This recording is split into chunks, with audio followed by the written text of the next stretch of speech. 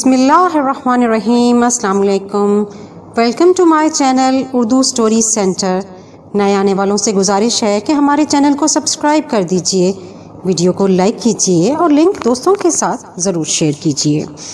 پیش خدمت ہے اردو ناول معصوم چڑیل کا اگلا حصہ،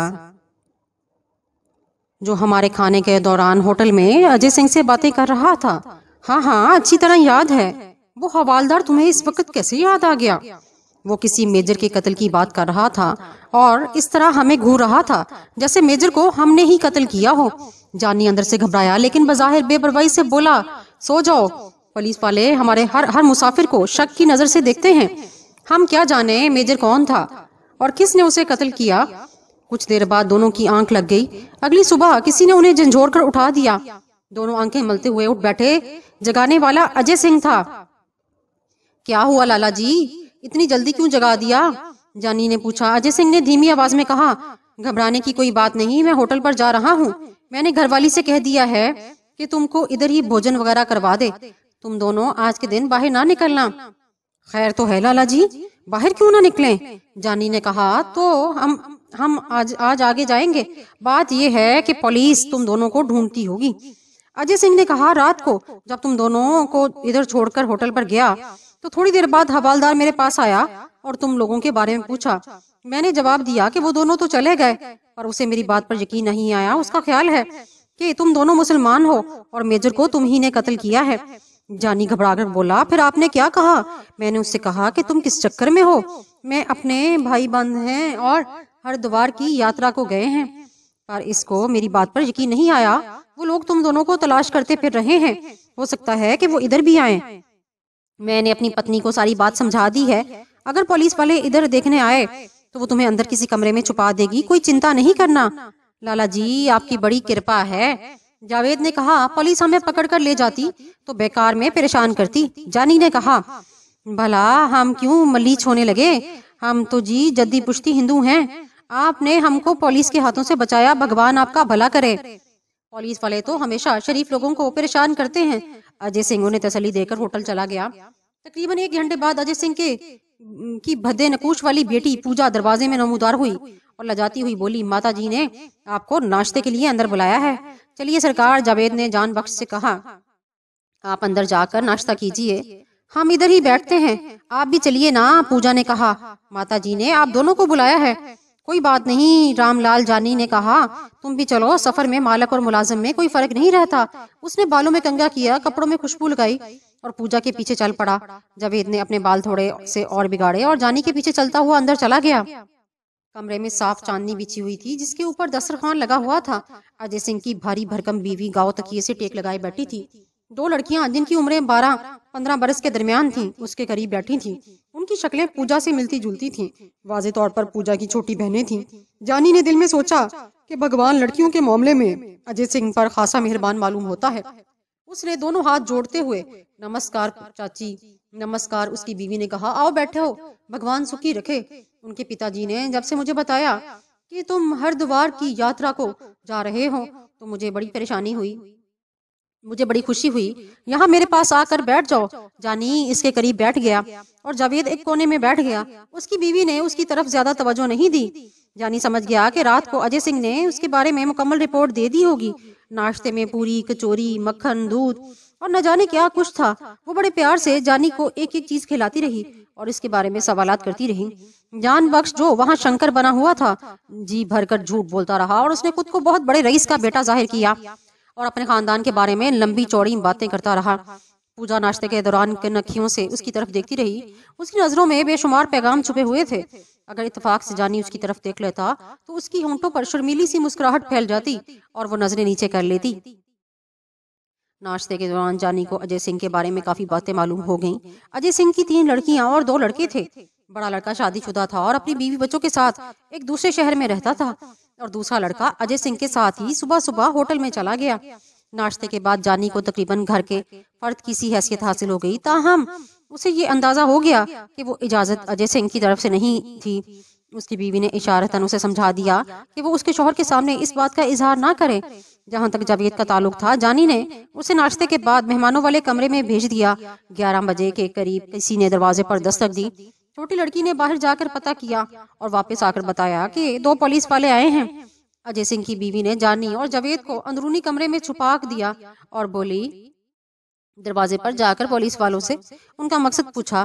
میں ایک حوالدار اور ایک سپاہی تھا۔ حوالدار نے چالاکی سے کہا، باؤ جی کل کل 2 مہمان آپ کے گھر اترے تھے، ہم ان سے ملنا چاہتے ہیں، ذرا ان کو باہر بھیج دیں۔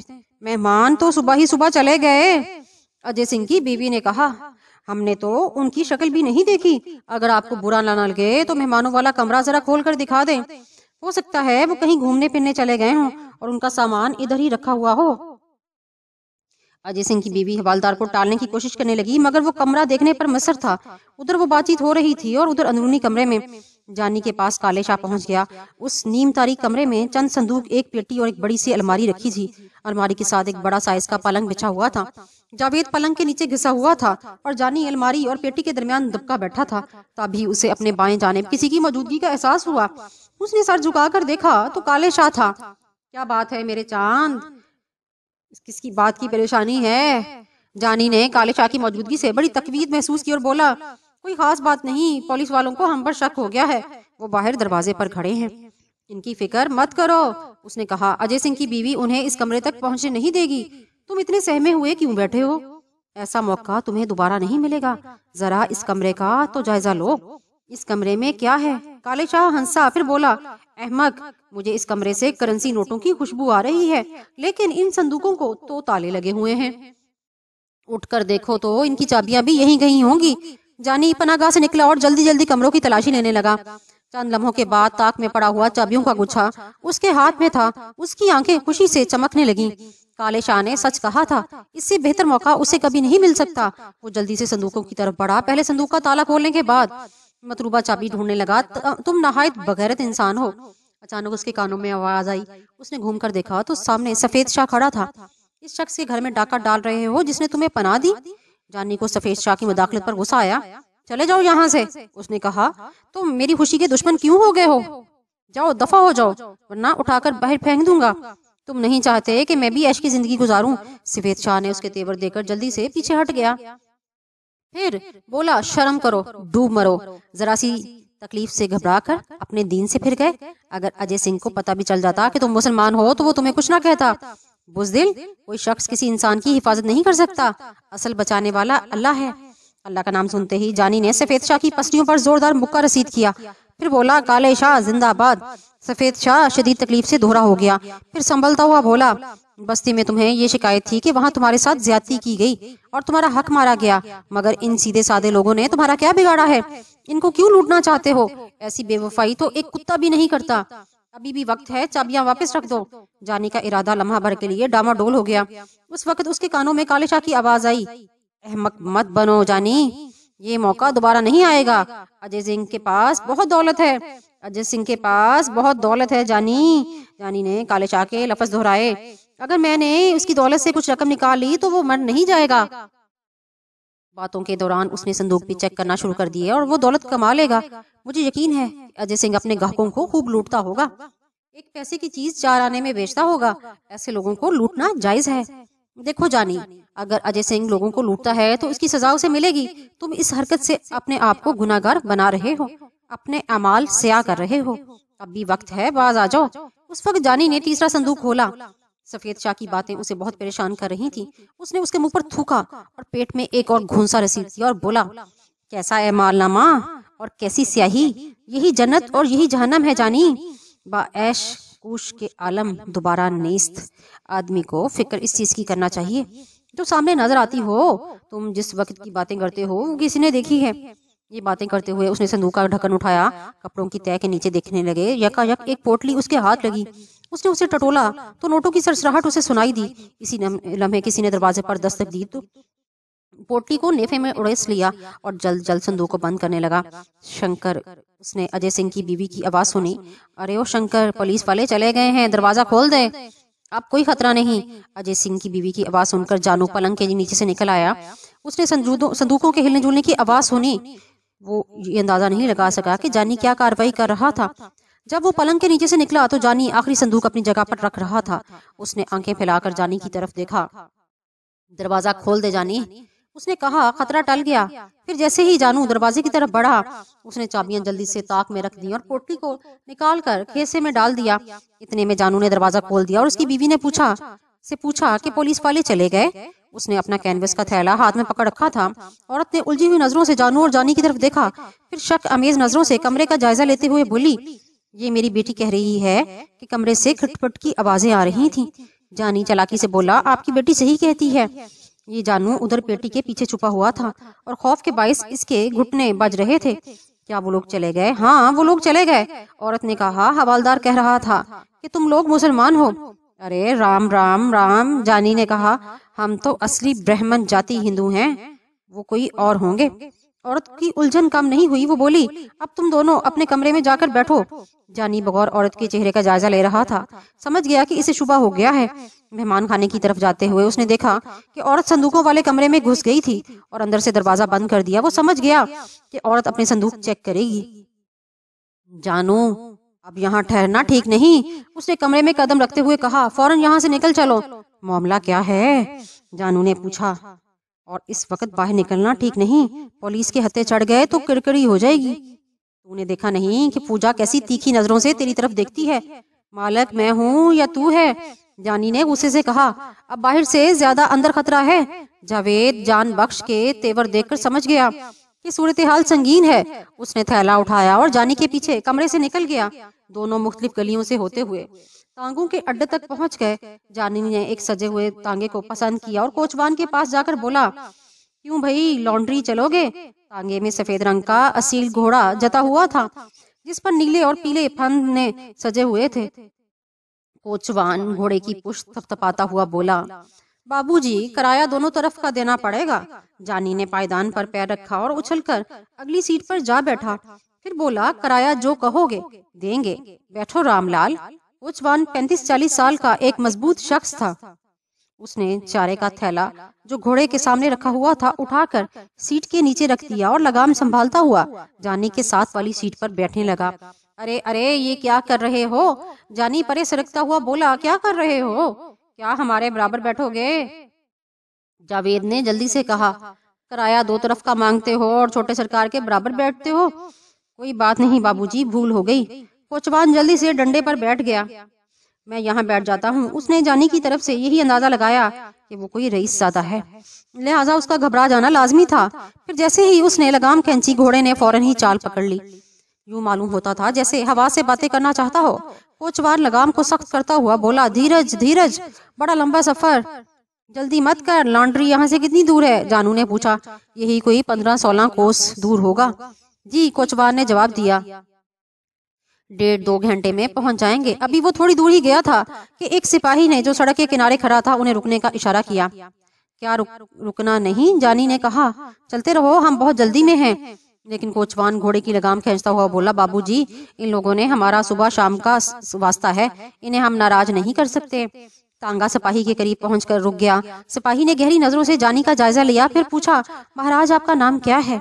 جانی نے شنکر کہنے کا ارادہ کیا، لیکن پھر اسے خیال آیا کہ کہیں اجے سنگھ کی پتنی نے اس کے خلاف چوری کی رپورٹ نہ لکھوا دی ہو، اس لیے وہ نام بتانا مناسب نہیں تھا۔ اس نے لمحے بھر سوچنے کے بعد کہا، ہمارا نام کرم ناتھ ہے اور یہ ہمارا ملازم ہریا ہے۔ سپاہی نے بھویں سکڑی، پھر بولا، مہاراج آپ کو 2 گھڑی کے لیے تھانے چلنا ہوگا۔ کیوں بھائی تھانے کیوں چلنا ہوگا؟ جانی نے غصے سے کہا، کیا ہم تمہیں اچکے نظر آتے ہیں؟ مہاراج نظر تو سبھی ٹھیک آوے ہیں، پر اندر کا حال تو بھگوان ہی جانے۔ ہمیں ایک قاتل کی تلاش ہے، سنا ہے وہ اس بستی میں کہیں چھپا ہوا ہے۔ جانی تانگے سے اترا اور جیب سے 10 روپے نکال کر سپاہی کی مٹھی میں دبا دیے، پھر بولا، ارے داروغہ جی، ہمارا قتل سے کیا واسطہ؟ ہم تو شریف آدمی ہیں، اس سمے جلدی میں ہیں۔ تھانے دار کو میرا نمسکار بولنا اور کہنا کہ کبھی فرصت ملی تو آپ کی خدمت میں ضرور حاضر ہوں گے۔ اس زمانے میں سپاہی کو 30-40 روپے ماہوار تنخواہ ملتی تھی اور 10 روپے کی قیمت آج کے 10,000 سے بھی زیادہ تھی۔ سپاہی 10 روپے پا کر نرم پڑ گیا اور بولا، کوئی بات نہیں سرکار، میں تو پہلے ہی سمجھ گیا تھا کہ آپ کوئی رئیس زادے ہیں، معافی چاہتا ہوں۔ جانی دوبارہ تانگے پر آ بیٹھا اور کوچوان سے بولا، چل میاں کوچوان، جلدی سے روانہ ہو جا۔ کوچوان نے لگام ذرا سی ڈھیلی کی اور گھوڑا ہوا سے باتیں کرنے لگا۔ کچھ دور جانے کے بعد کوچوان نے کہا، بابو جی برا نہیں ماننا، ایک بات پوچھوں؟ ہاں پوچھو، برا کیوں منائیں گے؟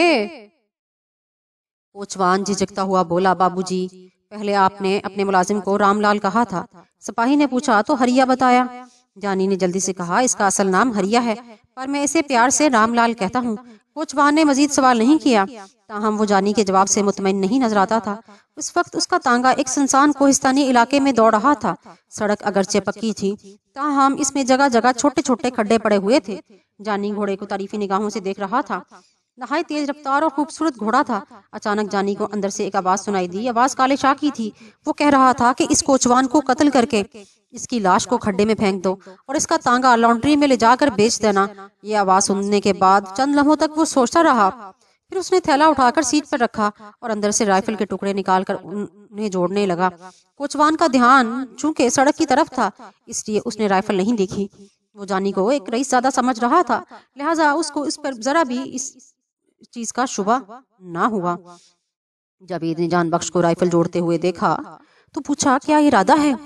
देखते जाओ, जानी ने धीरे से कहा। ये घोड़ा मुझे पसंद आ गया है। राइफल जोड़कर इसे लोड करके उसने सीट पर रख दी और जावेद की नजर बचाकर वो पोटली निकाली जो उसने अजय सिंह के घर से उड़ाई थी। पोटली के अंदर से 3000 रुपए वाले और 2500 रुपए वाले नोट बरामद हुए, यानी 5500 रुपए। इतनी सारी दौलत देखकर जानी का सेरों खून बढ़ गया। उसने एहतियात के साथ 2000 रुपए पोटली में बांध लिए और 3500 रुपए जेब में रख लिए। फिर उसने पोटली जावेद की तरफ बढ़ाई और बोला, देख मेरे हाथ की सफाई। जानू ने हैरत से पोटली की तरफ देखा और बोला, ये क्या है? जरा खोलकर तो देखो, इसमें क्या है? जानी ने हौले से कहा ताकि कोचवान उसकी बात ना सुन सके। ये माल अजय सिंह के घर से हाथ लगा है। और देखो, जावेद ने पोटली खोली और आंखें फैलाकर नोटों को घूरने लगा। जब भी तुम कह रहे थे कि जल्दी निकल चलो। अरे प्यारे, अपने साथ रहोगे तो यूं ही ऐश करते रहोगे। जानी ने कहा, जरा गिनती तो करो। जावेद ने गिनती करने के बाद कहा, कुल 20 नोट हैं, यानी 2000 रुपए। ठीक है, अपना हिस्सा अलग कर लो, बाकी मेरे हवाले कर दो। जावेद ने ईमानदारी से 500 रुपए अपनी जेब में डाल लिए और 1500 जानी को थमा दिए। जानी ने ये रकम भी जेब में ठोंस ली और एक बार फिर कोचवान को ठिकाने लगाने के बारे में सोचने लगा। जान बख्श, तुम तबाही के रास्तों पर जा रहे हो। अचानक उसके कानों में सफेद शाह की आवाज आई। इस गरीब कोचवान ने तुम्हारा क्या बिगाड़ा है? ये दिन भर मेहनत करके रोजी कमाता है, घर में इसके बीवी बच्चे इंतजार कर रहे हैं। जरा सोचो, जब इसकी लाश घर पहुंचेगी तो इसका उनका क्या हाल होगा? जानी ने उल्टे हाथ का मुक्का सफेद शाह के मुंह पर रसीद किया और कहा, तुम्हारे जैसा ढीठ आदमी मैंने आज तक कोई नहीं देखा। अबे आदमी तो मरते ही रहते हैं, लाशें भी घरों में पहुंचती रहती हैं। तुम्हें क्या तकलीफ है? चंद रोज के रोने पीटने के बाद सब लोग भूल जाते हैं। इसके बीवी बच्चों को भी इसका कोई वक्ती असर तो होगा, लेकिन बाद में वो खुद को खुद ही संभाल लेंगे। तू क्यों इसके गम में दुबला हुआ जा रहा है? मेरे सफेद शाह, हर बड़ी मछली छोटी मछली को खा जाती है। इंसान और मछली में बड़ा फर्क होता है जान बख्श। जब इंसान किसी छोटे इंसान को खाता है तो उसे उसका कफारा अदा करना पड़ता है या हिसाब देना पड़ता है। अभी कुछ नहीं गया, यहीं से वापस पलट जा। अजय सिंह की रकम वापस कर दे और अपने लोगों में चला जा वापस। जानी ने सफेद शाह को धक्के देकर खड्ड में गिरा दिया और जानू की सरगोशी में अपना मंसूबा समझाने लगा। निस्फ रास्ता तय करने के बाद उसने कोचवान से कहा, साफ सुथरी जगह देकर तांगा रोक दो। बैठे बैठे टांगे अकड़ गई हैं, हम थोड़ा आराम करेंगे।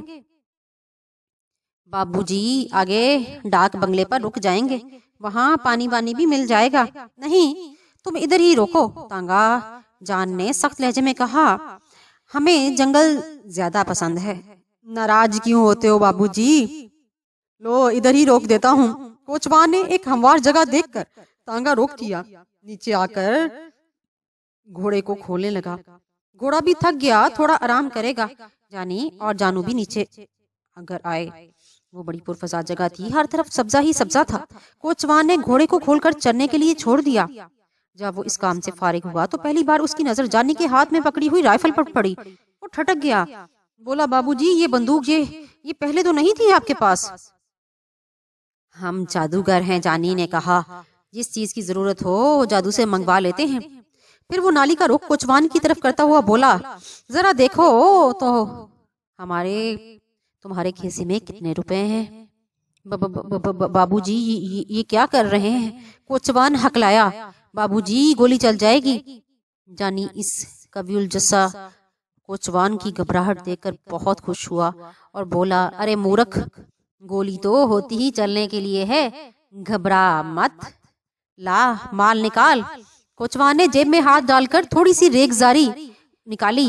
ये 9 रुपए हैं जी, सिर्फ, अगर आपको जरूरत हो तो रख लें, पर मुझे कुछ ना कहें जी, गरीब आदमी हूँ, बाल बच्चेदार हूँ। उसने हाथ जोड़ते हुए जानी थोड़ा सा मतामल हुआ तो उसे अंदर से एक आवाज आई, देर मत कर जानी, ऐसी बातों पर कान धरोगे तो बुज़दिल हो जाओगे, चलाओ गोली।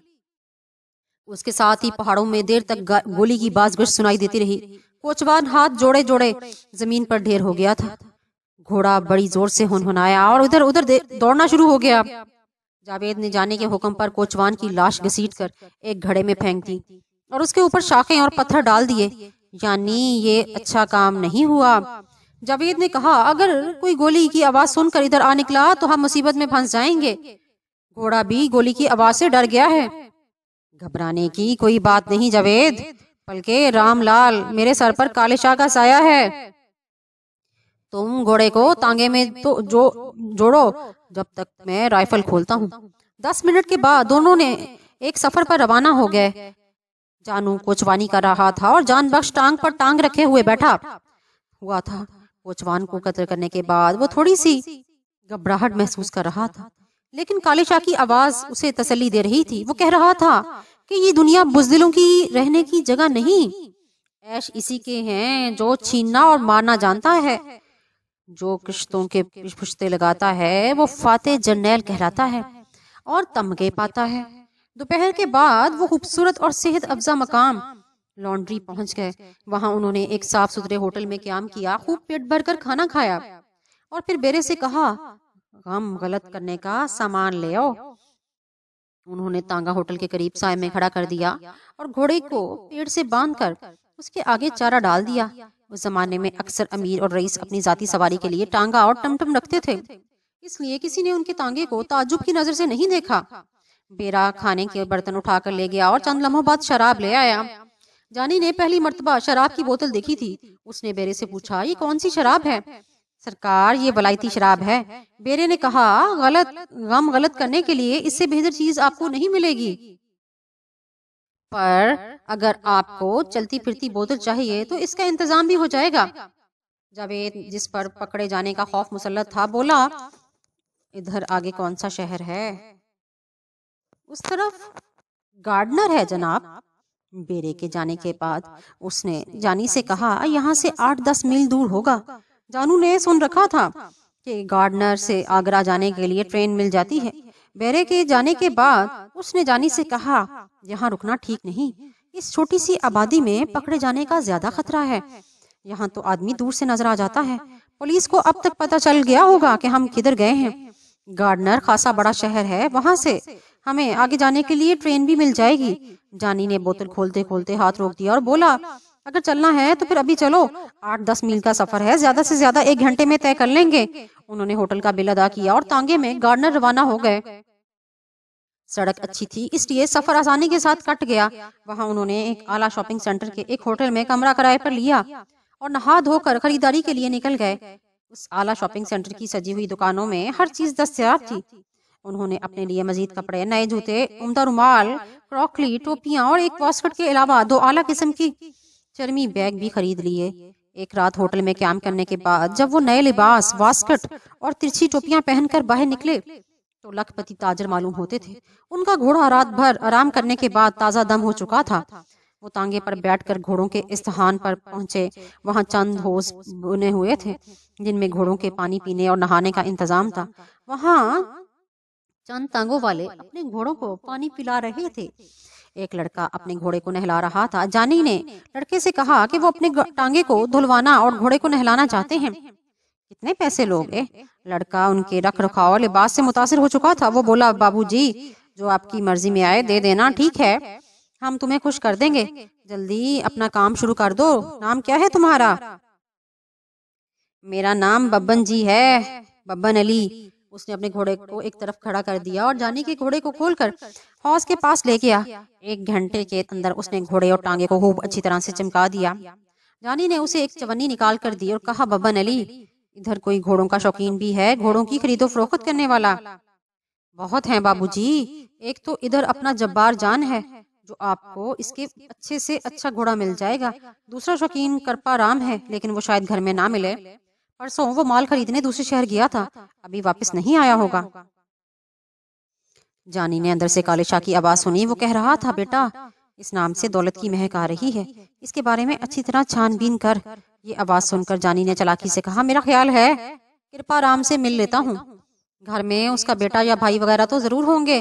ببن نے کہا، بھائی کوئی نہیں ہے۔ جانی نے ایک اور چونی ببن کے ہاتھ پر رکھی اور اس سے کریت کریت کر کرپا رام کے حالات پوچھنے لگا۔ 15-20 منٹ کے اندر اس نے ساری ضروری معلومات حاصل کر لیں۔ سب سے اہم بات یہ تھی کہ کرپا رام کے گھر میں اس وقت عورتیں ہی عورتیں تھیں، صرف ایک بوڑھا ملازم تھا جو ان پڑھ اور سیدھا سادہ تھا۔ کرپا رام کی بیوی کا نام شیلا تھا اور نوجوان بیٹی کا نام جوہی تھا۔ شام ہونے سے پہلے جانو نے جانی کے ہمراہ کرپا رام کے بنگلے کو 2 مرتبہ جائزہ لیا۔ وہ پہاڑی کے دامن میں بنا ہوا تھا، ایک خوبصورت بنگلہ تھا، پچھلے حصوں میں گھوڑے کا استبل بھی نظر آ رہا تھا۔ سورج غروب ہونے کے بعد دونوں نے پھلوں کا ایک ٹوکرا تانگے میں رکھا اور کرپا رام کے بنگلے پر پہنچ کر پھاٹک بوڑھے ملازم نے کھولا۔ جانی نے ٹوکرا ملازم کے سر پر رکھا اور کہا، یہ پھل اندر لے جاؤ اور کہو کہ جگن ناتھ آئے ہیں۔ اس وقت انہوں نے کراکلی ٹوپیوں کے بجائے گاندھی کیپ پہن رکھے تھے۔ لباس بھی خوب تھا، یعنی چوڑی دار پاجامہ، بوسکی کا کرتا اور سیاہ واسکٹ۔ تھوڑی دیر کے بعد بنارسی ساڑی میں ملبوس ایک قدرے بھاری جسم کی عورت باہر آئی۔ اس نے جوڑے میں چمبیلی کا گجرا باندھ رکھا تھا اور سرخ و سفید رنگت کی خوش شکل عورت تھی۔ جانی نے ہاتھ جوڑ کر نمسکار کیا، پھر پوچھا، کوشیلا دیوی آپ ہی ہیں؟ ہاں میں ہی ہوں، آپ کون ہیں؟ سیوک کا نام جگن ناتھ ہے۔ جانی نے کہا، 2 روز پہلے آپ کے پتی کرپا رام سے ملاقات ہوئی تھی، ان کو ہمارا یہ گھوڑا بہت بھا گیا۔ اس نے تانگے میں جوتے ہوئے سفید گھوڑے کی طرف اشارہ کیا۔ کیا ہم بیچنا تو نہیں چاہتے تھے، لیکن انہوں نے ضد کر کے سودا کر لیا۔ آدھی قیمت انہوں نے ادھر ہی دے دی اور آدھی دینے کا وعدہ کر لیا۔ کوشیلا نے بھویں سے کڑی، پھر بولی، ایسا کیوں کیا انہوں نے؟ اصل میں وہ تو ادھر ہی رقم دے کر گھوڑا خرید لینا چاہتے تھے، مگر ہمارا ادھر سیر سپاٹے کا پروگرام تھا۔ ہم نے کہا کہ ہم سیر سپاٹے کے بعد گھوڑا ان کے حوالے کر دیں گے اور تانگا بھی بیچ ڈالیں گے۔ اس لمحے اندر سے ایک نہایت حسین لڑکی باہر آئی اور پرشوق نظروں سے جانی کی طرف دیکھنے لگی۔ جانی نے ہلکی سی مسکراہٹ کے ساتھ اسے دیکھا اور بولا، جو ہی آپ یقیناً جو ہی ہیں، آپ کے پتا جی آپ کا بہت ذکر کرتے ہیں، میرا نام جگن ناتھ ہے۔ جوہی کو جانی کی بے باکی پر بری نہیں لگی۔ اس کی وجہ یہ تھی کہ جانی اس وقت ایک رئیس کے بھیس میں تھا اور رئیس کو بے تکلفانہ گفتگو کی کھلی اجازت ہوتی ہے۔ آپ نے ٹھیک پہچانا ناتھ صاحب، جوہی نے کہا، میں جوہی کماری ہوں۔ پتا جی کب آ رہے ہیں؟ یہی تو میں معلوم کرنے آیا ہوں، جانی نے کہا، شاید کل تک آ جائیں گے۔ کوشیلا نے کہا، یہ پھل آپ لائے ہیں یا کرپا نے بھیجے ہیں؟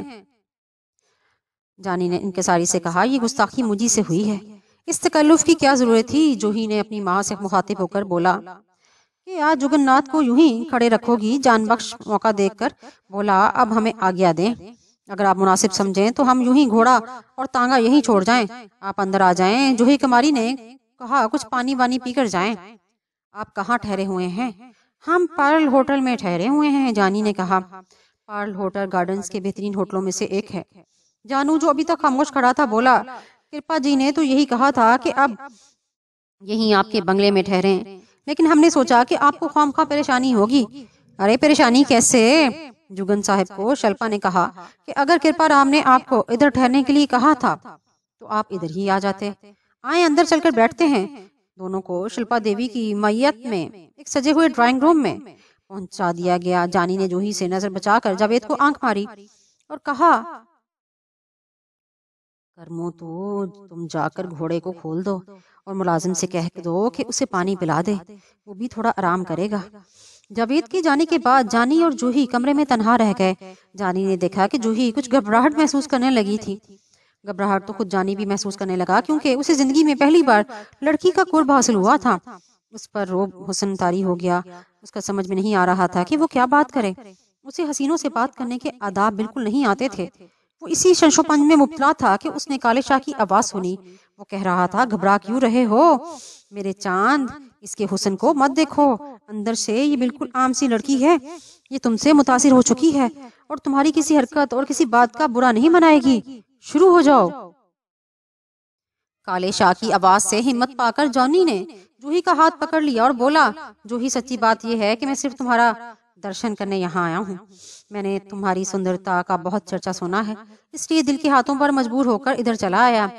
گھوڑا بھی تمہاری خاطر بیچ دیا، ورنہ اتنا اچھا گھوڑا بیچنے کا کوئی ارادہ نہیں تھا۔ جوہی کا چہرہ سرخ ہو گیا، اس نے اپنا ہاتھ چھڑا لیا اور تیزی سے اندر بھاگ گئی، تاہم جانی کی جھوٹی محبت کا فریب اپنا کام کر چکا تھا۔ جوہی نے ماں سے اصرار کر کے جانی اور جانو کو اپنے گھر رکھنے پر امادہ کر لیا۔ دونوں کے لیے ایک کمرہ صاف کر دیا گیا۔ جانی نے جانو کو ہوٹل بھیج کر اپنا سامان وہاں سے منگوا لیا۔ رات کے کھانے کے دوران جانی نے کالے شاہ کے اشارے پر اس قسم کی گفتگو شروع کر دی، جس سے نتیجہ یہ نکلا کہ وہ جوہی کو پسند کرنے لگا اور اس سے شادی کرنا چاہتا ہے۔ کوشیلا دیوی نے اس کی باتوں پر خوشی کا اظہار کیا، کیونکہ وہ اسے اعلیٰ ذات کا ایک شریف آدمی سمجھ رہی تھی۔ جانی نے باتوں باتوں میں گھر کے بارے میں کافی معلومات حاصل کر لی تھی، تاہم وہ نقدی کے بارے میں کوئی معلومات حاصل نہیں کر سکا تھا۔ وہ ایک ایسی بات تھی جس کے بارے میں براہ راست سوال نہیں کیا جا سکتا تھا۔ جانو نے اسے بتایا کہ رات کے 10:30 بجے کی ٹرین سے شاید کرپارام آ جائیں، کیونکہ اس کی پتنی نے بھی باتوں باتوں میں توقع ظاہر کی تھی کہ شاید اس کا پتنی 10:30 بجے کی ٹرین سے آ جائے۔ اس لیے جانی 10:30 بجے سے اپنا کام مکمل کر کے وہاں سے نکل جانا چاہتا تھا۔ رات کے کھانے کے بعد وہ باغیچے میں جا کر ٹہلنے لگا۔ اس وقت رات کے 9 بجے تھے اور اسے 1.5 گھنٹے میں سارا کام مکمل کر کے نکل جانا تھا، اور اس وقت اسے اپنی داہنی طرف کسی کی موجودگی کا احساس ہوا۔ وہ اس طرف دیکھے بغیر ہی سمجھ گیا کہ وہاں سفید شاہ ہوگا۔ تم پھر آ گئے، اس نے برہمی سے کہا۔ میں تمہیں بتا چکا ہوں کہ مجھے تمہاری باتیں زہر لگتی ہیں۔ جان بخش، تم نے بالکل صحیح کہا، سفید شاہ محتاط فاصلہ رکھتا ہوا بولا۔ ہر برائی کو ہلاک کرنے کے لیے سچ کا زہر پینا ہی پڑتا ہے، دکھ اٹھانے پڑتے ہیں، آگ کے دریا سے گزرنا پڑتا ہے، تب کہیں جا کر سچی خوشی میسر ہوتی ہے۔ ابھی تمہارا اعمال نامہ اتنا سیاہ نہیں ہوا، ابھی بھی وقت ہے، واپس پلٹ جاؤ۔ جانی نے پلٹ کر ایک الٹا ہاتھ سفید شاہ کے منہ پر مارنا چاہا، مگر وہ جلدی سے پیچھے ہٹ گیا۔ چلے جاؤ، جانی نے کہا، میں دکھ اٹھانے اور زہر کا پیالہ پینے کے لیے پیدا نہیں ہوا۔ میرا کالے شاہ کے ساتھ 60 سال کا معاہدہ ہو گیا ہے، اور اس نے میرے اعمال میں عیش ہی عیش لکھ دیا ہے۔ اور 60 سال کے بعد کیا ہوگا؟ سفید شاہ نے پوچھا۔ آئندہ زندگی کے بارے میں کالے شاہ ملعون کیا کہتا ہے؟ خبردار، جانی نے چیخ کر کہا۔ با ادب، کالے شاہ محترم ہے، کالے شاہ اعلیٰ ہے، اور کالے شاہ میرے آقا، میرا مولا ہے، میں اس کی شان میں گستاخی برداشت نہیں کر سکتا۔ سفید شاہ، تیری ایک بات دل کو لگتی ہے، تو دھکے کھانے کے باوجود میری ہمدردی کرنے سے باز نہیں آتا، پر تو مشکل باتیں کرتا ہے، دکھ اور تکلیف کی باتیں کرتا ہے۔ پیارے، یہ اپنے بس کی باتیں نہیں۔ پھر تو دوسری دنیا کی باتیں بھی کرتا ہے، اور میں دوسری دنیا کو سرے سے مانتا ہی نہیں۔ اچانک جانی نے کالے شاہ کی غصے میں بھری ہوئی آواز سنی۔ جانی، اس نے کہا، اس شخص سے کنارہ کر، کنارہ۔ اگر تو نے اس کی بات مان لی تو سیدھا اس دنیا کی جہنم میں جا پڑے گا، روئے زمین پر تجھے کوئی پناہ دینے والا نہیں ملے گا۔ اس کی باتوں پر کان مت لگا۔ 9:15 بج رہے ہیں، میرے پاس کام مکمل کرنے کے لیے صرف 1.25 گھنٹہ ہے۔ ادھر دیکھ، ملازمہ اپنا کام ختم کر کے اپنے کمرے میں جا رہی ہے۔ جاوید کو اپنے ساتھ لے کر باورچی خانے سے 2 چھریاں اٹھاؤ اور اپنا کام شروع کر۔ جانی نے سفید شاہ کو ایک لات رسید کی۔ جاوید کو آواز دی، جو لان کی ٹھنڈی گھاس پر لیٹا ہوا تھا۔ بظاہر اطمینان سے چلتا ہوا بنگلے میں داخل ہو گیا۔ کوشیلا دیوی اور جوہی اس وقت سونے کی تیاریاں کر رہی تھی۔ جانی ڈرائنگ روم سے ہوتا ہوا باورچی خانے میں پہنچ گیا۔ جاوید اس کے ساتھ، دونوں نے چھڑیاں اٹھا لی اور خوابگاہ کی طرف بڑھ کر کرپارام کی عدم موجودگی میں دونوں ماں بیٹیاں ایک ہی خوابگاہ میں سوتی تھیں۔ وہ امن و چین کا زمانہ تھا اور لوگ گھروں کے دروازے کھلے چھوڑ کر بھی سو جاتے تھے۔ کوشیلا کھٹکے کی آواز سن کر دروازے کی طرف مڑی تو جاوید نے تیزی سے آگے بڑھ کے اس کے منہ پہ ہاتھ رکھ دیا اور آنکھوں کے سامنے چھری لہرائی اور بولا، منہ سے آواز مت نکالنا دیوی جی، ورنہ چھری چل جائے گی۔ یہی عمل جانی نے جوہی کے ساتھ کیا۔ دونوں عورتیں دہشت سے گنگ ہو گئیں۔ انہوں نے دونوں کو پہلو با پہلو دیوار کے ساتھ کھڑا کر دیا اور چھڑیاں ان کی گردنوں کے ساتھ لگا دی۔ چابیاں، جانی بایاں ہاتھ پھیلاتا ہوا بولا۔ چابیاں کہاں ہیں؟ کس چیز کی چابیاں؟ کوشیلا دیوی نے بامشکل کہا۔ ہمارے پاس چابیاں نہیں ہیں، جانی نے صفاق لہجے میں کہا۔ پہلے میں تمہاری سندر بیٹی کا گلا کاٹوں گا، اور پھر بھی تم نے چابیاں نہ نکالی تو تمہارا گلا بھی کاٹ دوں گا۔ جانتی ہو میں کون ہوں؟ میں بشیرہ ڈاکو ہوں۔ نہ جانے کوشیلا دیوی نے کبھی بشیرہ ڈاکو کا نام سنا تھا یا نہیں، تاہم وہ ڈاکو کے نام سے خوفزدہ ضرور ہو گئی تھی۔ اس نے اپنی پیٹی کوٹ میں 2 انگلیاں ڈالیں اور ڈوری سے بندھا ہوا چابیوں کا گچھا نکال لیا۔ जानी ने बड़ी तेजी के साथ उससे चाबियां झपट ली। डोरी साड़ी के साथ तो बंधी हुई थी। झटका लगने से साड़ी का पल्लू खींचता चला गया और बिलाकर फट गया। चलो, जानी ने कहा, हमें तिजोरी के पास ले चलो। कौशीला देवी कामती हुई चल पड़ी। चारों एक छोटी ख्वाबगाह में पहुंच गए। वहां एक छोटी सी तिजोरी रखी हुई थी। जानी ने तिजोरी को खोला। तिजोरी से 3000 रुपए और कुछ जेवरात बरामद हुए। जानी ने जेवरात को छोड़ दिया और 3000 रुपए जेब में रख लिए। उसे इस बंगले से लंबी रकम मिलने की उम्मीद थी। उसने छुरी को शल्पा के पेट लगा दिया और बोला, माल किधर है? सब कुछ तुम्हारे सामने है, कौशीला देवी ने कहा। घर में और कुछ नहीं? भगवान जाने। जानी ने हैरत से कहा, इतने बड़े बंगले में सिर्फ 3000 रुपए? मैं ना मानूं। उस्ताद, ये यूं ना मानेगी, जावेद ने कहा। ला, मैं इसकी पुत्री को झटका करता हूँ। उसने जूही के खूबसूरत बालों को मुट्ठी में जकड़ा और उसे झटका देकर जमीन पर गिरा दिया। जूही की आंखें बाहर निकल आईं और वो हाथ जोड़ते हुए बोलने की कोशिश करने लगी। जानू ने उसे घुटने के नीचे दबाया और छुरी उसकी गर्दन पर रख दी। बोल, किधर है बाकी माल? बोलती है कि चलाऊं छुरी। ठहर जा, बताती हूँ। कौशीला देवी अपनी बेटी का ये हाल देकर बोली, मेरी बेटी को छोड़ दे, अभी बताती हूँ। उसने तिजोरी में हाथ डालकर लीवर दबाया और तिजोरी के अंदर एक खाना नमूदार हो गया। खासा बड़ा खाना था। कौशीला देवी उस खाने में हाथ डालने लगी तो जानी उसके तेवर देखकर ठटका। उसने उसके हाथ को झटका दिया और खुद उस खाने में हाथ डाल दिया। सबसे पहली चीज जो उसका हाथ पड़ा वो इशारिया 25 बोर का एक वलायती रिवॉल्वर था। उसने रिवॉल्वर अपने कब्जे में कर लिया और दोबारा अंदर हाथ डाला। इस मर्तबा उसके हाथ में नोटों की एक गड्डी और गोलियों का एक डब्बा आया। ये एक काम की चीज हाथ आई थी। उसने रिवॉल्वर का जायजा लिया और उसकी गोलियां भी। उसने जावेद ने जूही को छोड़ दिया और ललचाई हुई निगाहों से 1000 रुपए वाले नोटों की गड्डी की तरफ हाथ बढ़ाया। असल काम की चीज तो ये है। जानी ने उसे नोटों के बजाय झुड़ी पकड़ाते हुए कहा, तुम ये छुरी संभालो, ये काम की चीज मेरे पास ही रहने दो। उसने छुरी जानू को थमाई और गड्डी जेब में ढूंस ली। कोई रस्सी तलाश करो, इसको खुला छोड़कर जाना ठीक नहीं होगा। जावेद जानी को एक तरफ ले गया और कान में बोला, छोड़ना ही ठीक ना होगा, दोनों का गला घोंट देते हैं। जानी ने हैरत से जावेद को घूरा और बोला, जावेद ये तुम कह रहे हो? जावेद मुस्कुराया और बोला, तुमने तो छुपाया था, लेकिन थोड़ी देर पहले मेरी काले शाह से मुलाकात हो चुकी है। जब भी आज तुमने उम्दा काम दिखाया है, लेकिन इतनी ज्यादती ठीक नहीं होगी। हमारा काम हो चुका है। कौशीला देवी ने जानी के पैर पकड़ लिए, बोली, हमें कत्ल ना करना, हम किसी को कुछ नहीं बताएंगे, तुम आराम से चले जाओ। जानी ने जूही की तरफ देखा। उसके दिल में एक तूफान सा उठा। खौफ की हालत में ज्यादा खूबसूरत लग रही थी। उसने उसका हाथ पकड़े हुए कहा, तुम भी हमारे साथ चलो। जूही कांपती हुई जमीन पर बैठ गई और बोली, हाय राम, मुझे ना ले जाना, मैं मर जाऊंगी। जगन्नाथ, हम पर कृपा करो। शिल्पा देवी ने कहा, हमारी एक ही बेटी है। जानी ने अंदर से काले शाह की आवाज सुनी, मेरे चांद, इस मुसीबत को कहाँ लिए फिरोगे? कोई ठिकाना तो है नहीं तेरे पास इस धरती पर। सुंदरियों की कोई कमी नहीं है, हर काम अपने वक्त पर ही अच्छा लगता है। यहाँ से निकलने की चिंता करो। जानी ने जूही का हाथ छोड़ दिया और तिजोरी पर रखा हुआ गोलियों का डब्बा उठाता हुआ बोला, कौशीला जी, तेरी इकलौती बेटी को हम छोड़े जा रहे हैं, लेकिन अगर तूने हमारे बारे में किसी को बताया तो फिर इसकी खैर नहीं। हम दोबारा आएंगे और इसको उठा कर ले जाएंगे। दोनों ने इसको खौफगाह में बंद कर दिया। बाहर जाकर घोड़े को तांगे में जूता और अपना सामान में रखा और फाटक खोल कर बाहर निकले। एन उस वक्त एक तांगा फाटक की तरफ बढ़ता दिखाई दिया। उसमें कोचवान के अलावा 2 और आदमी थे और एक अधेड़ उम्र और दूसरा नौजवान था। दोनों गायब दर्जा हैरत से जानी और जानू की तरफ देखने लगे। फिर नौजवान लड़के ने उन्हें रुकने के लिए कहा और अपने तांगे से उतरकर उनकी तरफ बढ़ा। जानी ने जावेद को कोहनी मारते हुए कहा, चलते रहो, ये कृपाराम है और उसका बेटा मालूम होता है। जावेद ने नौजवान की बात सुनी अनसुनी कर दी और घोड़े की आवाज सुनाई। घोड़ा आन की आन में हवा से बातें करने लगा।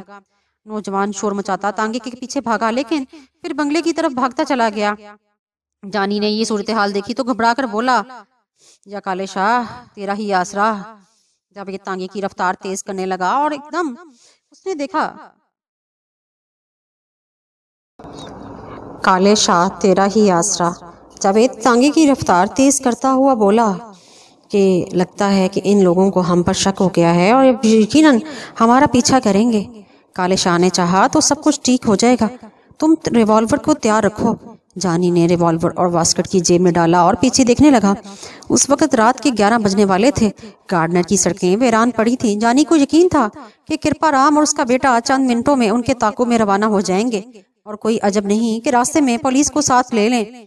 चंद मिनट के बाद रेलवे स्टेशन पर पहुंच गए। जावेद ने पूछा, तांगे का क्या किया जाए? जानी अपना बैग उठाता हुआ बोला, इसे खुला छोड़ दो और जल्दी से आ जाओ, ट्रेन रवाना होने वाली है।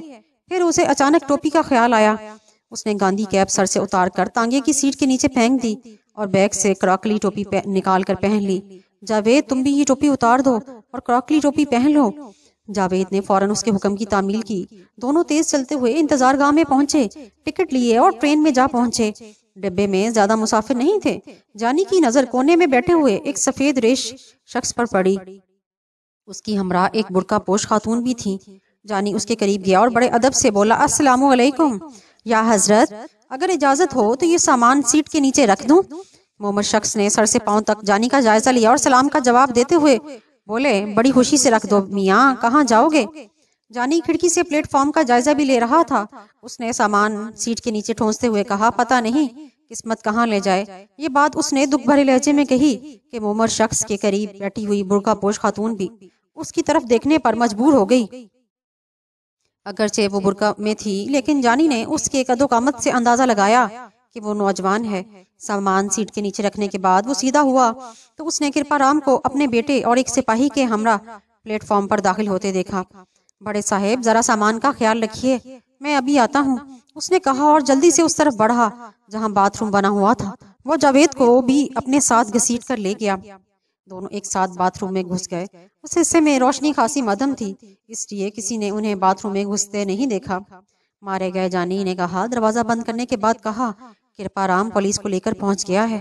फिक्र नहीं करो, जावेद ने कहा, गाड़ी चलने वाली है, वो डिब्बों के अंदर देखकर वापस चले जाएंगे। हो सकता है कि वो मुसाफिरों से हमारे बारे में पूछना शुरू कर दें। कितने मुसाफिरों से पूछेंगे? जावेद ने कहा, और मुसाफिर इन बातों पर कहाँ ध्यान देते हैं। उसी वक्त इंजन ने विसल बजाई और गाड़ी हरकत में आ गई। प्लेटफॉर्म से कुछ लोगों के दौड़ने और ऊंची आवाजों से बोलने का शोर सुनाई दिया। इन्हीं आवाजों में एक नुमाया आवाज जावेद और जानी ने सुनी। कोई कह रहा था, इस डब्बे में नहीं, उस डब्बे में चलो। चलो चलो, इधर ही चढ़ जाओ, अगले स्टेशन पर पहुंचकर डिब्बा बदल लेना। चढ़ जाओ, नहीं तो रह जाओगे। वो दोनों इसी डब्बे में। इससे ज्यादा कोई बात नहीं सुन सके क्योंकि गाड़ी ने रफ्तार पकड़ ली थी।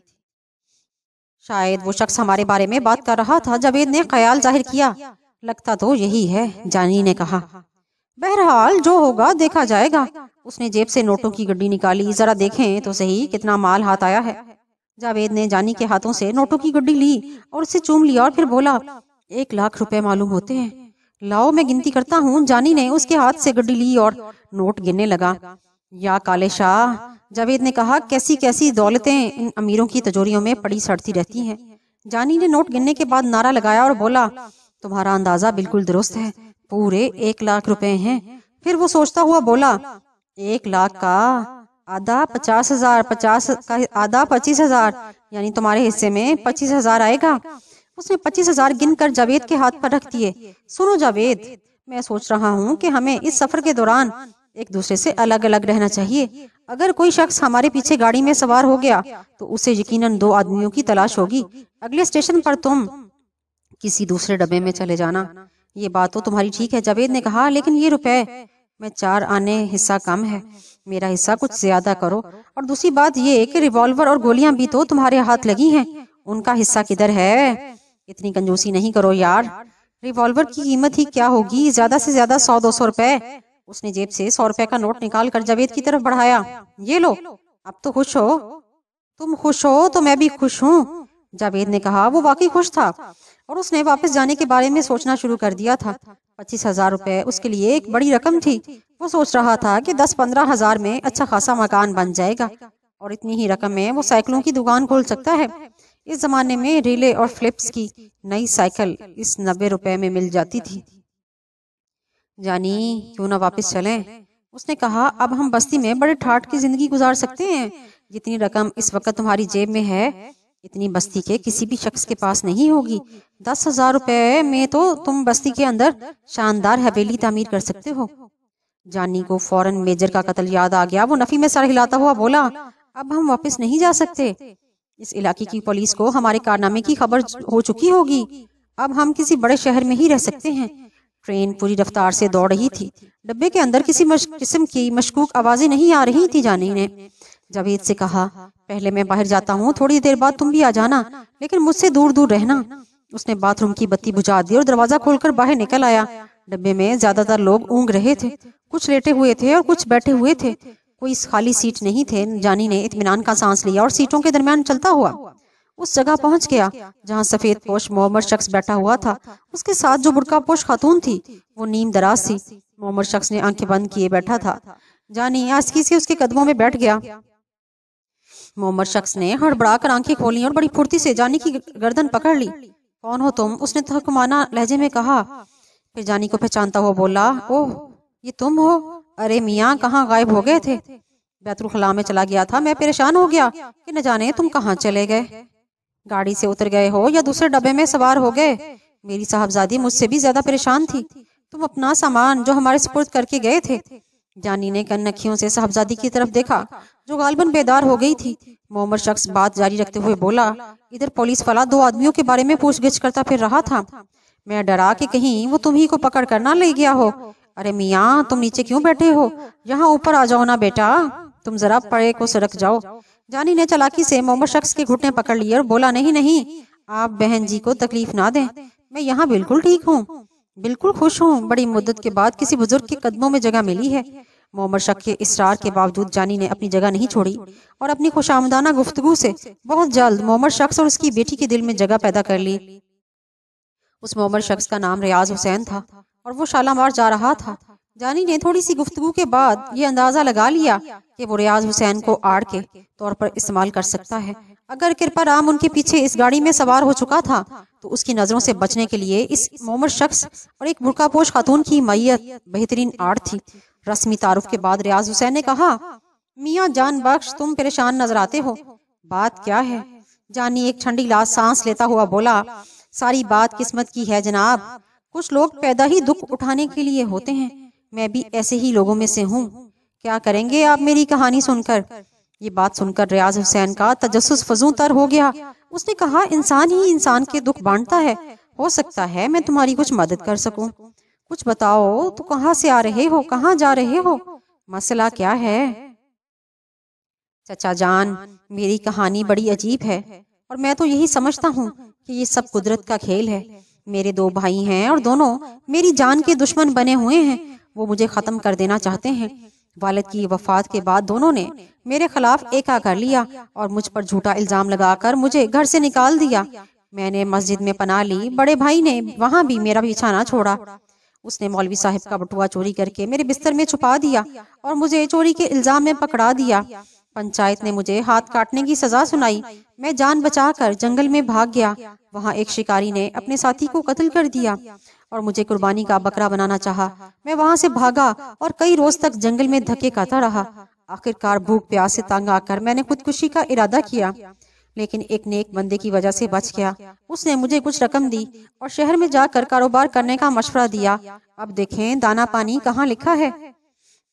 ریاض حسین اس کے کندھے پر ہاتھ رکھتا ہوا بولا، تم میرے ساتھ چلو، آج سے تم میرے بیٹے ہو۔ شالامار میں اپنا کاروبار کرتا ہوں، اللہ کے فضل و کرم سے ہر طرح کی آسائش موجود ہے، شاید قدرت نے ہمارا ملاپ کرا دیا ہے۔ وہ کیا کہتے ہیں، سفر وسیلہ ظفر۔ تمہارے لیے میرا گھر اور میرا کاروبار دونوں حاضر ہیں، چاہے کاروبار میں شرکت کر لینا، چاہے تنخواہ پر کام کر لینا۔ جانی نے گھٹنوں پر سر رکھ دیا اور جھوٹ موٹ رونا شروع کر دیا اور بولا، بہت عرصے کے بعد کسی نے میرے سر پر شفقت سے ہاتھ رکھا ہے، آپ کی باتوں نے میرے اندر جینے کا حوصلہ پیدا کر دیا ہے، آپ کی خدمت میرے لیے عین سعادت کا موجب ہوگی۔ جب ٹرین شالامار پہنچی تو جانی چادر لپیٹ کر اونگنے لگا۔ تھوڑی دیر بعد کرپا رام 2 سپاہیوں کے ساتھ ڈبے میں داخل ہوا اور مسافروں کا معائنہ کرنے لگا۔ ایک سپاہی نے جانی کو چڑی سے ٹھوکا دیتے ہوئے پوچھا، اے بھائی کون ہو تم؟ یہ میرا بیٹا ہے، ریاض حسین نے جلدی سے کہا، تھکا ہوا ہے بیچارہ۔ سپاہی آگے بڑھ گئے اور دوسرے سوئے ہوئے مسافروں کو ہلا جلا کر دیکھنے لگے۔ جب وہ ڈبے سے اتر گئے تو جانی نے اطمینان کا سانس لیا، تاہم وہ چادر لپیٹے پڑا رہا۔ وہ ڈر رہا تھا کہیں جاوید پولیس کے ہتھے نہ چڑھ جائے، لیکن جاوید بھی محفوظ تھا، اس نے بھی اپنے بچاؤ کے لیے تدبیر کر لی تھی۔ اگلی صبح جب ٹرین شالامار پہنچی تو جانی نے دیکھا کہ جاوید ایک سیٹ پر پڑا سو رہا ہے۔ جانی نے اسے ہلا کر جگایا اور ایک آنکھ دباتا ہوا بولا، ارے جاوید تم یہاں کہاں؟ جاوید آنکھیں ملتا ہوا اٹھ بیٹھا اور جانی کا اشارہ سمجھنے کی کوشش کرتا ہوا بولا، मैं यहाँ ट्रेन में हूँ। तुम जान बख्श हो ना? हाँ मैं जान बख्श हूँ, और ये मेरे चचा रियाज हुसैन हैं। क्या तुम भी यहाँ शालामार उतरोगे? ओ क्या, शालामार आ गया? अच्छा हुआ तुमने मुझे जगा दिया, वरना मैं तो सोते हुए कहीं और पहुंच जाता। फिर जैसे ही रियाज हुसैन ने उसके सलाम का जवाब दिया और चंद रस्मी कलमात कहे, प्लेटफॉर्म पर उतरकर जानी जावेद को बातें करते हुए एक तरफ ले गया और बोला, ये बड़े मियाँ मुझ पर मेहरबान हो रहे हैं, ये मुझे अपने घर ले जा रहे हैं, गालबन घर दामाद बनाना चाहते हैं। ये बुर्का पुश इनकी नूरे नजर है, पर्दे की बड़े सख्त पाबंद हैं।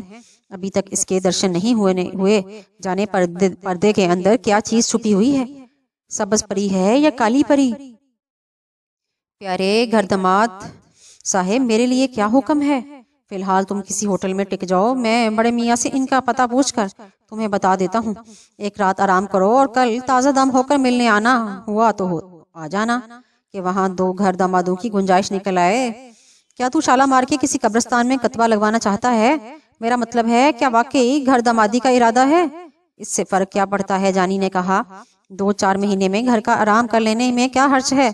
अभी बहुत जिंदगी पड़ी है, देखना ये है कि बड़े मियाँ की नेक कमाई में हमारा कितना हिस्सा है। आओ मैं तुम्हें घर का पता ले दूं। रियाज हुसैन अपनी बेटी के हमरा अपने सामान के पास खड़ा जानी का इंतजार कर रहा था। जानी ने वापस आकर माजरत की, घर का पता लेकर जावेद के हवाले किया और सामान उठाकर रियाज हुसैन के साथ चल पड़ा। रियाज हुसैन जावेद के बारे में तजब्जुब का शिकार हो गया था। उसे याद आ रहा था कि उसने जावेद को गार्डनर से सवार होते देखा, लेकिन चूंकि जानी के तौर तरीके बहुत शाइस्ता थे, इसलिए उसने इस मौजू को छेड़ना मुनासिब नहीं समझा।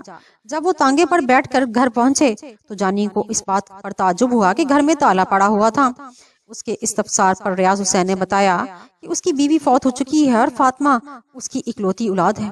ये सुनकर जानी के 14 तबक रोशन हो गए। रियाज हुसैन का रवैया हौसला अफजा था और घर दमादी के इम्कानात खासे रोशन थे, यानी वो बड़े मियाँ की दुख्तर नेक अख्तर और उम्र भर की नेक कमाई पर दस्तखत करने से काबिज हो सकता था।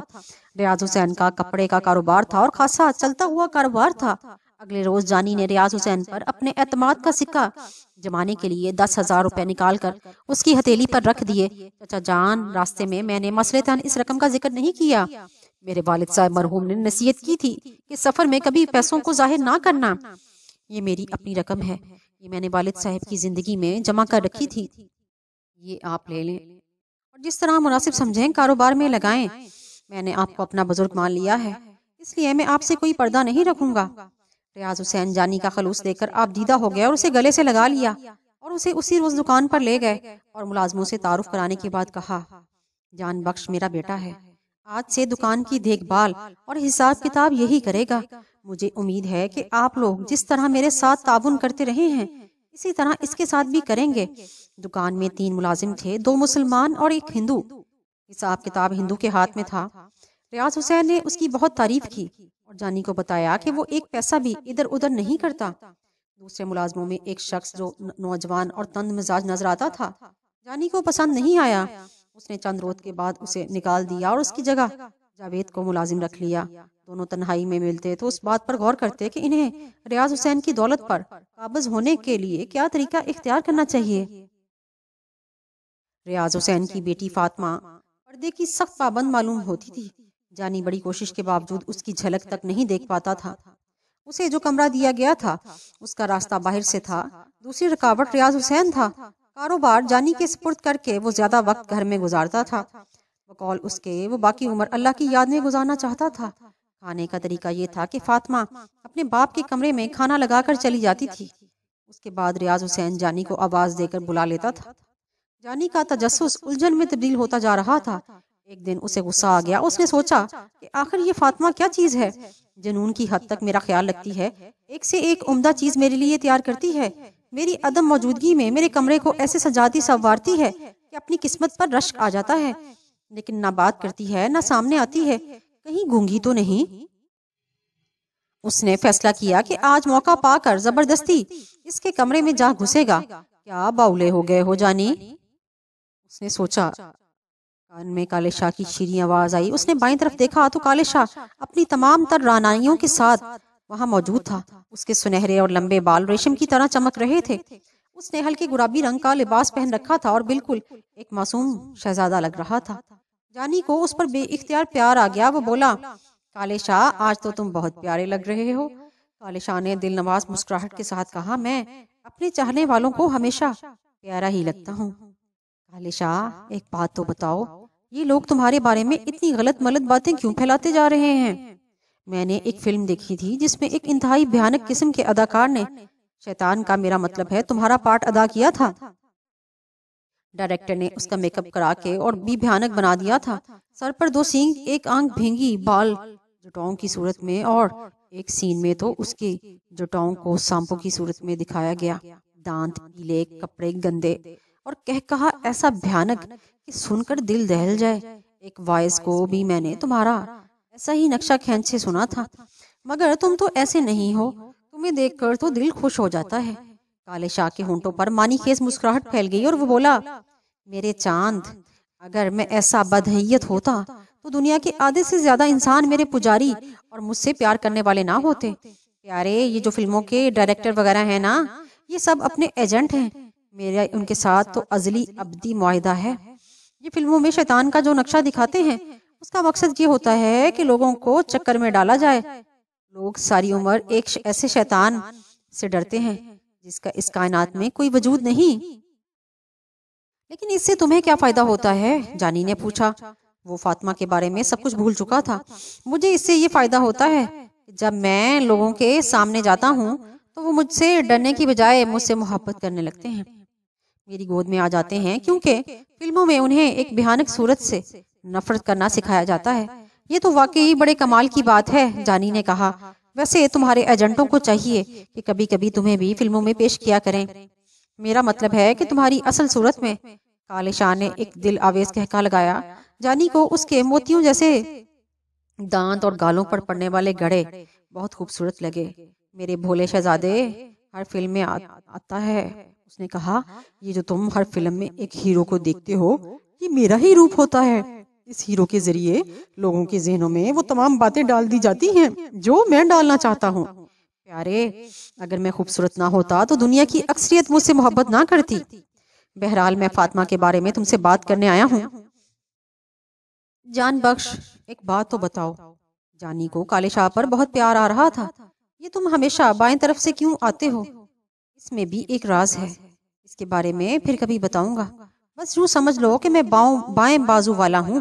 ہاں، تو میں تمہیں فاطمہ کے بارے میں بتانے آیا ہوں۔ اس لڑکی کے بارے میں جلدی نہ کرو، ابھی اسے پردے ہی میں رہنے دو۔ ایسا نہ ہو کہ بڈھا تم سے بدظن ہو جائے۔ اس گھر کو اب اپنا ہی سمجھو۔ ٹھیک ہے پیارے، تم کہتے ہو تو جلدی نہیں کرتا۔ ویسے میں نے سنا ہے کہ جلدی کام شیطان کا ہوتا ہے۔ کالے شاہ نے اس کی بات پوری کر دی۔ یہ بات نہیں ہے میری جان، میں بہت سوچ سمجھ کر قدم اٹھاتا ہوں۔ تمہیں یہ سن کر حیرت ہوگی کہ میرے منصوبوں میں 500 سالہ اور 1000 سالہ منصوبے بھی شامل ہیں۔ اب جو فلمی منصوبہ ہے، یہ میرا 1000 سالہ منصوبہ ہے۔ دنیا بھر میں پھیلے ہوئے میرے ایجنٹ دن رات اس منصوبے پر کام کر رہے ہیں۔ میں تمہیں بھی اسی لائن پر لانا چاہتا ہوں۔ لا حول ولا۔ دروازے کی طرف سے ریاض حسین کی آواز آئی۔ میاں جان بخش، تم نے ابھی تک بتی نہیں جلائی؟ یہ سنتے ہی جانی نے کالے شاہ کی طرف دیکھا، جو جست لگا کر آتش دان کی چمنی میں جا گھسا تھا۔ ریاض حسین نے سوئچ آن کرتے ہوئے کہا، برخوردار، شام ہوتے ہی بتی جلا دینا چاہیے۔ جانی اس وقت بستر پر لیٹا ہوا تھا۔ ریاض حسین ادھر ادھر نظر دوڑاتا ہوا بولا، کمرے کی فضا کچھ عجیب سی لگ رہی ہے۔ کیا کوئی دوست ملنے آیا تھا؟ چچا جان، میں دوستوں سے دور بھاگتا ہوں۔ جانی نے مکاری سے کہا، میں تو ہر وقت آپ کی عنایات کے بارے میں سوچتا رہتا ہوں۔ اگر آپ مجھے سہارا نہ دیتے تو نہ جانے اس وقت میں کہاں کی خاک چھان رہا ہوتا۔ بیٹے، اللہ سبب الاسباب ہے، کوئی کام قدرت کا حکمت سے خالی نہیں ہوتا۔ اب یہی دیکھو نا کہ تم کہاں تھے اور ہم کہاں، لیکن قدرت کو ہمارا ساتھ منظور تھا، اس لیے ہمیں گھیر گھار کر اس جگہ پہنچا دیا۔ قدرے تامل کے بعد اس نے کہا کہ بیٹے، میں کئی روز سے ایک بات تم سے کہنا چاہ رہا تھا، لیکن الفاظ زبان پر آ کر اٹک جاتے تھے۔ سمجھ میں نہیں آتا تھا کہ کس طرح حرف مدعا تمہارے سامنے پیش کروں۔ جانی سمجھ گیا کہ ریاض حسین کیا کہنا چاہتا ہے۔ اس نے کہا، چچا جان، اس گھر میں مجھے جو سکون اور تحفظ ملا ہے وہ مجھے کہیں اور نہیں مل سکتا تھا۔ میں اپنے آپ کو اس گھر کا فرد سمجھتا ہوں۔ اب ہمارے درمیان کوئی غیریت نہیں رہی۔ میں تو ہر وقت آپ کے حکم کا منتظر رہتا ہوں۔ ریاض حسین نے جانی کی چاپلوسی سے حوصلہ پا کر کہا، بیٹے، میں اپنی بیٹی فاطمہ کے بارے میں بہت فکر مند رہتا ہوں۔ اگر اس کی ماں ہوتی تو اس کے بارے میں کچھ کرتی، لیکن اب جو کچھ کرنا ہے مجھے ہی کرنا ہے۔ تم ایک شریف النفس اور محنتی انسان ہو، میں چاہتا ہوں کہ تم واقعی میرے بیٹے بن جاؤ۔ جانی کہنا چاہتا تھا کہ وہ صاحبزادی کو دیکھے بغیر رشتے کی بات پکی نہیں کر سکتا، لیکن اندر سے کالے شاہ کی آواز آئی، میری جان، میرے چاند، میرے شریف النفس محنتی نوجوان، چپکے سے ہاں کر دے۔ یہ شادی لڑکی سے نہیں، لڑکی کے باپ کی جائیداد سے ہو رہی ہے۔ یہ سن کر جانی نے سر تسلیم خم کر دیا۔ 5 ہفتے کے بعد اس کی فاطمہ سے شادی ہو گئی۔ کالے شاہ نے اسے سختی سے تاکید کر دی تھی کہ فاطمہ کا چہرہ دیکھنے کے بعد کوئی بیہودہ بات منہ سے نہ نکالے، بلکہ کچھ جملے رونمائی کے موقع پر ادا کرنے کے لیے بتا دے۔ جانی نے جب حجرہ عروسی میں دلہن کا گھونگھٹ اٹھایا تو ایک خفیف سا جھٹکا اسے لگا۔ اس کے منہ سے یہ نکلتے نکلتے رہ گیا کہ خالہ جان آداب۔ فاطمہ کا چہرہ مہرا ٹھیک ٹھاک تھا، مگر عمر زیادہ تھی۔ اس کے لمبوترے چہرے میک اپ کے باوجود لاگری کی لکیریں نظر آ رہی تھیں۔ گھونگھٹ اٹھنے کے بعد فاطمہ کی پلکوں میں ضعیف سی لرزش پیدا ہوئی تھی، پھر اس نے آنکھیں بند کر لیں۔ اس کے سینے کا اتار چڑھاؤ بتا رہا تھا کہ اس کی سانسوں کی رفتار بے ترتیب ہو رہی ہے۔ جانی نے فاطمہ کی ٹھوڑی پکڑ کر اس کا چہرہ اوپر کیا اور رٹے ہوئے جملے بولنے شروع کر دیے۔ خادم آداب بجا لاتا ہے، اس نے کہا۔ فاطمہ کے ہونٹوں کو ہلکی سی جنبش ہوئی، پر کوئی آواز منہ سے برآمد نہ ہوئی۔ جانی نے بات جاری رکھتے ہوئے کہا، مدت سے اس چہرے کو دیکھنے کی تمنا دل کو بے چین کیے ہوئے تھی۔ کالے شاہ کی قسم، تم اپنے نام کی طرح دلکش اور حسین ہو۔ یقین نہیں آتا کہ تم میری بیوی بن چکی ہو۔ آج میں اپنے آپ کو دنیا کا خوش قسمت ترین انسان سمجھ رہا ہوں۔ تمہارے ہاتھوں کی نفاست اور خوبصورتی تو روز نظر آتی تھی، آج تمہارے چہرے کی خوبصورتی بھی دیکھ لی۔ وہ زبان سے ایسی ہی تعریفیں کیے جا رہا تھا اور دل کہہ رہا تھا، واہ رے کالے شاہ، اور تو سب کام تو نے ٹھیک کیے، پر یہ کام ٹھیک نہ کیا۔ کیا یہ تو اجے سنگھ کی پوجا سے بھی گئی گزری چیز ہے؟ لیکن چند ہفتوں کے بعد جانی نے دیکھا کہ فاطمہ کے کھنچے ہوئے لمبوترے چہرے میں سرخی اور رونائی، اور اس کے استخوانی جسم میں گداز پیدا ہونا شروع ہو گیا۔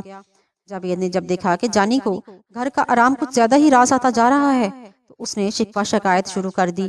ایک دن اس نے کہا، استاد جانی، تم نے اب تو اپنا ٹھپا پکا کر لیا، اب مجھے بھی کوئی دوسرا استاد تلاش کرنا پڑے گا۔ مجھ سے تمہاری یہ چند روپے کی نوکری نہیں ہوتی۔ ایک تو میرے پاس رہنے کا کوئی ٹھکانہ نہیں، اوپر سے تیرا منشی ہر وقت ناک میں دم کیے رکھتا ہے، ایک پیسہ ادھر سے ادھر نہیں ہونے دیتا۔ تیرا ارادہ کیا ہے؟ جہاں تک منشی کا تعلق تھا جانی اس کے کام سے بہت خوش تھا، وہ نہ تو خود بے ایمانی کرتا تھا اور نہ کسی کو کرنے دیتا تھا۔ جاوید کی رہائش دکان کے اوپر تھی، جانی اسے گھر پر رکھنے کے لیے تیار نہیں تھا، حالانکہ ریاض حسین کئی بار یہ کہہ چکا تھا کہ جاوید کو بیرونی کمرہ دیا جا سکتا ہے، لیکن جانی اس پر بھروسہ کرنے پر تیار نہیں تھا۔ وہ جانتا تھا کہ جیسا بدماش وہ ہے ویسا ہی جاوید بھی ہے۔ جاوید، میرا منصوبہ خاصا لمبا ہے، اس نے کہا، اس میں کچھ وقت لگے گا، اس لیے چپکا بیٹھا رہ۔ تیرا منصوبہ کوئی نہیں ہے پیارے، تجھے گھر کی روٹیاں راس آ گئیں، بیوی کو تو نے ہوا ہی نہیں لگنے دیتا۔ وہ ایسی کون سی بلبل ہزار داستان ہے جسے تو نے 7 پردوں میں چھپا رکھا ہے؟ تو اچھی طرح جانتا ہے کہ وہ پردہ کرتی ہے، کسی کے سامنے بھی نہیں جاتی۔ جان بخش، یہ بات مت بھول کہ میں تیرا ساتھی ہوں۔ جاوید نے غصے سے کہا، روپے میں 4 آنے میرے ہیں، میں نے کب اس بات سے انکار کیا ہے؟ جانی نے کہا، جب کوئی کام ہوگا تو تمہیں تمہارا حصہ مل جائے گا۔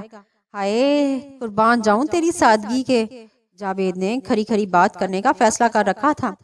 ابھی کوئی کام ہی نہیں ہوا، یہ جو تو بڑے میاں کی چھوکری اور دکان پر قبضہ کیے بیٹھا ہے، یہ کام نہیں ہے کیا؟ یہ اور بات ہے جاوید، میں نے فاطمہ سے شادی کی ہے، اب وہ میری بیوی ہے، اور جہاں تک دکان کا تعلق ہے اس میں میں نے حصہ ڈالا ہے۔ جانی، یہ سب کچھ ہمارے منصوبے کا حصہ ہے، ہم نے ایسا منصوبہ بنایا تھا، مجھے میرا حصہ ملنا چاہیے۔ حصہ کس چیز کا؟ 4 آنے کا کاروبار میں سے، اور جاوید جانی کی آنکھوں میں آنکھیں ڈالتا ہوا، 4 آنے فاطمہ میں سے۔ ارے کہیں بابلے تو نہیں ہو گئے؟ کیا تم یہ چاہتے ہو کہ میں اپنی بیوی کے 4 ٹکڑے کر دوں؟ حصے کرنے کے اور بھی بہت سے طریقے ہو سکتے ہیں میری جان۔ جاوید نے آنکھیں گھمائیں۔ یہ نہیں ہو سکتا، جانی نے چیخ کر کہا، میں اتنا بغیرت نہیں۔ اوہو، کالے شاہ کو سجدہ کرنے کے باوجود غیرت کی باتیں کرتے ہو؟ جاوید نے کہا، میں تمہیں 1 دن کی مہلت دیتا ہوں، اگر تم مجھے حصہ دینے پر تیار نہ ہوئے تو میں تمہارے سارے کرتوت ریاض حسین کو بتا دوں گا، تمہیں اس سے کچھ حاصل نہیں ہوگا۔ یہ مت بھولو کہ میں ریاض حسین کا داماد ہوں اور اس کی بیٹی کا سرتاج ہوں۔ اس نے میری پچھلی غلطیوں پر آنکھیں بند کرنا پڑیں گی، لیکن پولیس تمہاری پچھلی غلطیوں پر آنکھیں بند نہیں کرے گی۔ تم پولیس کے پاس نہیں جاؤ گے کیونکہ تم خود بھی میرے جرم میں شریک ہو۔ شاید مجھے 2-4 سال کی سزائے قید ہو جائے، لیکن تم پھانسی کے تختے پر چڑھ جاؤ گے، کیونکہ تمہارے کھاتے میں ایک نہیں 2 قتل ہیں، ایک میجر کا، دوسرے غریب کوچوان کا۔ جانی نے یہ سن کر گھبرا گیا۔ وہ بولا، ٹھیک ہے، میں تمہاری تجویز پر غور کروں گا، 2-4 دن رک جاؤ۔ نہیں پیارے، اس طرح بات نہیں بنے گی، پکی بات کر۔ 2-4 دن ٹالنے والی بات ہے، میں تمہیں آج سے ٹھیک 4 دن بعد جواب دوں گا۔ ویسے مجھے تمہاری باتیں سن کر بہت افسوس ہوا ہے۔ ارے افسوس کی ایسی کی تیسی، جاوید نے کہا، اور دوسری بات یہ کہ میرے لیے ایک کمرہ صاف کروا دو۔ آج سے میں اپنے ساتھی کے پاس رہوں گا، روپے میں 4 آنے والا حساب ہر جگہ چلے گا۔ 4 کمروں میں ایک کمرہ، اور 4 دنوں میں سے ایک دن میرا ہوگا۔ میری بات سمجھ رہے ہو نا؟ جانی نے سوچا کہ اب جاوید کا زندہ رہنا ٹھیک نہ ہوگا، وہ دوست کے بجائے دشمن بن گیا تھا۔ اس نے ظاہر میں اس کی تمام شرطیں مان لیں، لیکن اسے قتل کرنے کی تدبیر سوچنے لگا۔ لیکن جاوید بھی محتاط تھا، اس نے اپنی حفاظت کے لیے ایک خنجر بھی خرید لیا اور اسے ہر وقت اپنے پاس رکھتا تھا۔ ایک روز نصف رات کے جاوید کی اچانک آنکھ کھل گئی۔ اس نے محسوس کیا کہ کوئی شخص اس کے کمرے کا دروازہ کھولنے کی کوشش کر رہا ہے۔ وہ فوراً سمجھ گیا کہ باہر جانی ہے۔ وہ خاموشی سے اٹھا اور تاریکی میں گھٹنوں کے بل چلتا ہوا دروازے سے باہر نکل گیا۔ ساتھ والے کمرے میں ریاض حسین کو ہولے سے جھنجھوڑ کر جگایا۔ چچا میاں میرے کمرے میں جن ہے، اس نے ہولے سے کہا، مجھے ڈر لگ رہا ہے۔ ریاض حسین مذہبی آدمی تھے اور جنوں سے بالکل نہیں ڈرتا تھا۔ وہ اٹھتا ہوا بولا، آؤ میرے ساتھ۔ وہ ننگے پاؤں جاوید کے کمرے میں جا گھسا۔ جاوید دروازے میں ہی رکا رہا۔ اسی اثنا میں جانی دروازہ کھول کر اندر داخل ہو چکا تھا۔ اس نے ریاض حسین کو جاوید سمجھتے ہوئے اس پر خنجر سے پے در پہ وار کرنے شروع کر دیے۔ ریاض حسین کے جسم سے خون کا پھوارا پھوٹ پڑا اور چیختا ہوا فرش پر ڈھیر ہو گیا۔ ادھر جاوید نے بھی شور مچا دیا۔ دوسرے کمرے میں سوئی ہوئی فاطمہ دوڑتی ہوئی کمرے میں پہنچی اور اپنے باپ کو خون میں لت پت دے کر بے ہوش ہو گئی۔ شور کی آواز سن کر پڑوسی بھی بیدار ہو گئے اور دروازہ کھٹکھٹانے لگے۔ جاوید نے بتیاں جلا دیں اور جانی سے دور ہٹ کر کھڑا تھا۔ اسے ڈر تھا کہ کہیں وہ بھی اس پر حملہ نہ کر دے۔ جاوید، یہ کیا ہو گیا؟ جانی نے گھبرا کر کہا۔ ریاض حسین اس کمرے میں کیا کرنے آیا تھا؟ جانی، وہ تو کہہ کر میری قسمت اچھی تھی، جاوید نے کہا، ورنہ اس وقت میری لاش یہاں پڑی ہوتی۔ جانی ہاتھ جوڑتا ہوا بولا، مجھے بچانے کی کوئی تدبیر کرو جاوید، تو کہے گا میں تجھے دے دوں گا۔ بیرونی دروازہ مسلسل کھٹکھٹایا جا رہا تھا۔ جاوید ریاض حسین کی طرف دیکھنے لگا، اس کا جسم ساکت ہو چکا تھا۔